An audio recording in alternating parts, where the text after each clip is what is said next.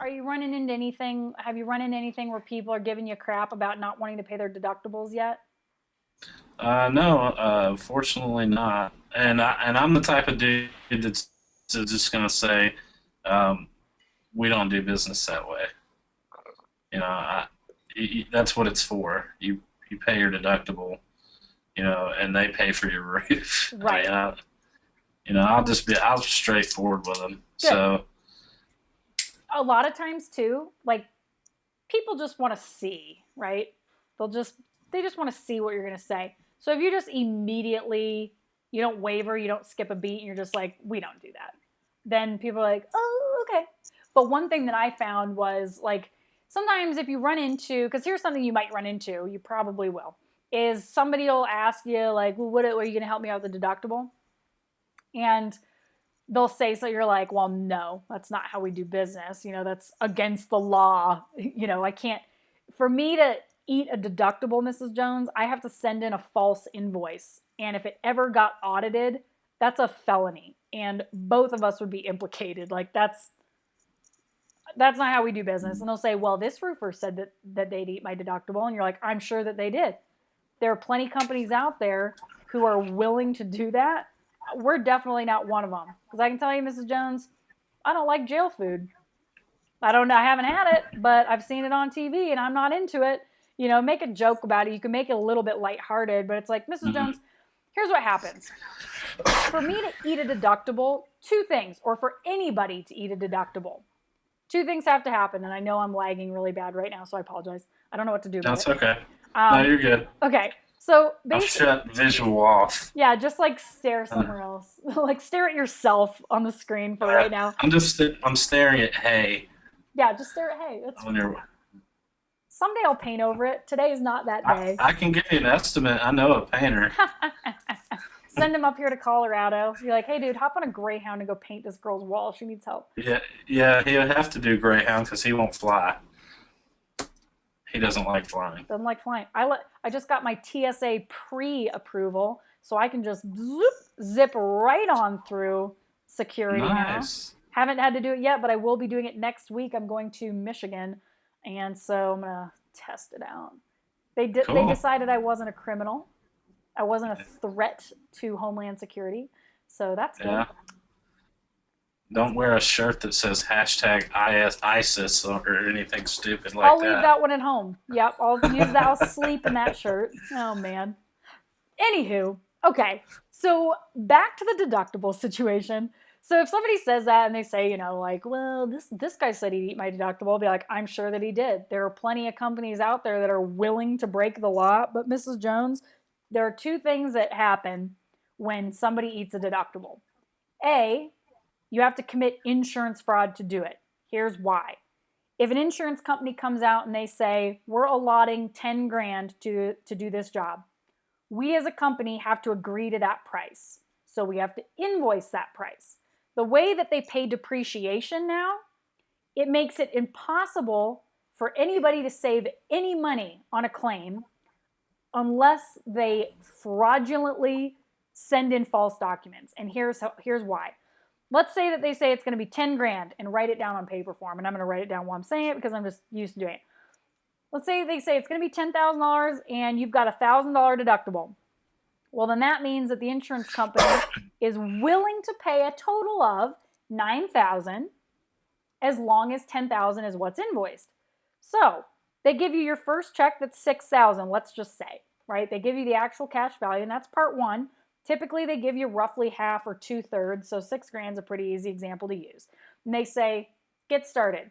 Nobody can do a $10,000 job for that $6,000, and that's the point. They want to force people into doing the work. So they hold on to $3,000.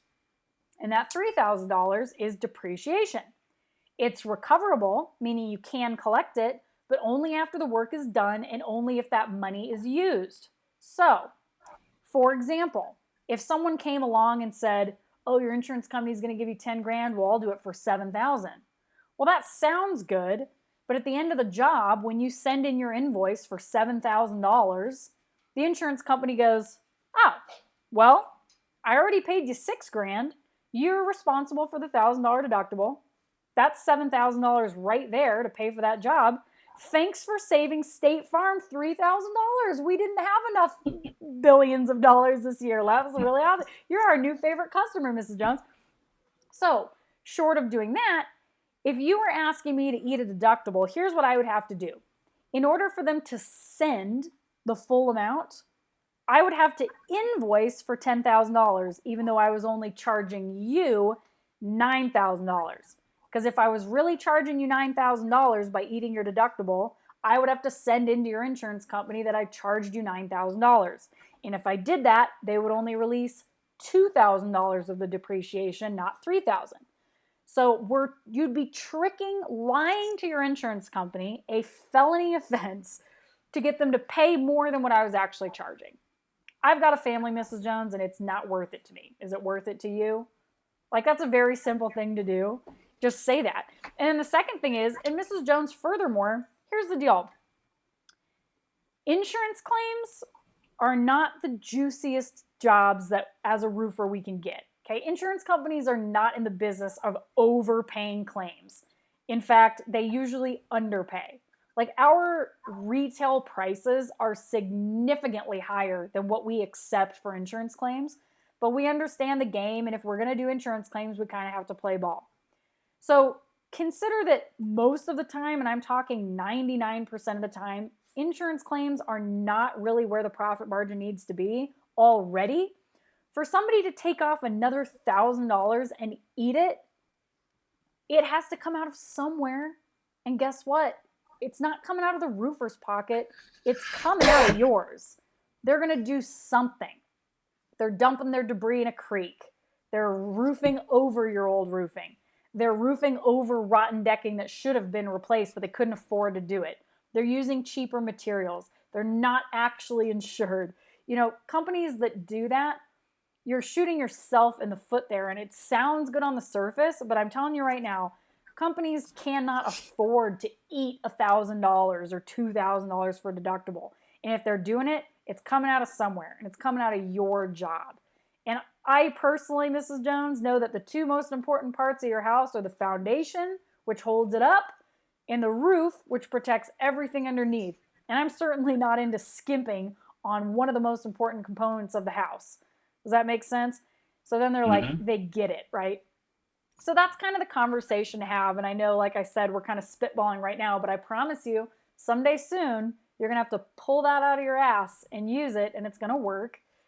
And the customers that are still giving you a hard time, just don't deal with those people. Let somebody else deal with them. Because the profit's not going to be worth your time, and they're probably going to be more of a headache. It's like letting you know in the beginning, hey, Matt, I'm going to be a pain in the ass for the rest of this time. So then just be like, well, then I guess it's time that we part ways. Best of luck. I hope you get what you want, you know. So, anyways. Yeah. Well, the other day, a couple of weeks ago, we were out on an adjuster appointment, and the adjuster even said it was like hail damage, and it tore up some windows on the outside, the little plastic pieces. You know, it chipped them, and you know, even the adjuster was like, "Look, I'm gonna write it up. If you want to fix the windows, it's not damaged to where it's harming anything. It's just looks thing. If you want to try to recoup some of your deductible that way, you know, I'm writing those. You don't have to replace them." Exactly. And that's something you can do. Right. Right. And that's what I like to tell homeowners. So after I give them that little spiel, I then say, now, there are legal ways to help you at the deductible. However, we got to make sure that we can do it first. And here's what I mean. You know, and then you just show them on paper. So do you understand how to invoice that way if you use ACV? No. Okay. What you'd need to do is, if we're looking at the same claim and it's $10,000 and $6,000 of it was ACV, so you're collecting that regardless, but then you've got $3,000 of it, which is depreciation, right? Well, let's say that you had $1,000 worth of window stuff or miscellaneous bullshit, right? And 500 of that was ACV, and they held on to 500 of it for depreciation. Well, you can invoice for the ACV 500 portion. You just can't ask them for the 500 that's depreciation, right? So your invoice instead of 10,000 would be 9,500. Okay. And so that's the legal way to do it, which is totally legal. They can. The fact is, ACV is they're getting paid for the loss that they incurred, regardless of whether or not they replaced it. They're owed that because that was the value of the item that they already owned that got damaged.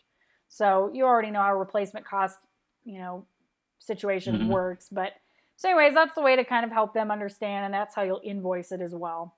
So you just write ACV for Windows only, and then you write the ACV amount total in there. Okay. So Cool.